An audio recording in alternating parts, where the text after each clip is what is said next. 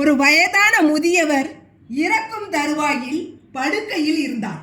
குடும்பத்தினர் அனைவரும் அவரது படுக்கை அருகே சூழ்ந்து நின்றார்கள். அந்த வயதானவர் பலவிதமான குரலில் பெரியவன் இருக்கிறானா என்றார். இருக்கிறேன் அப்பா என்றான் மூத்த மகன். நடுப்பையன் இருக்கிறானா?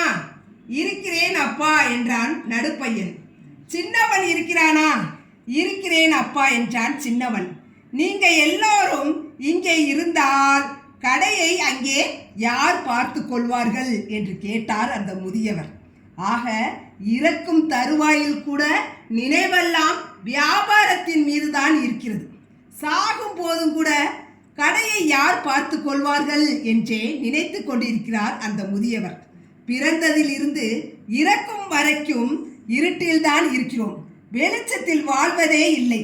இந்த தருணத்தில் கூட, கடைசி நிமிடத்தில் கூட நீங்கள் வெளிச்சத்தில் உங்களால் வாழ முடியும்.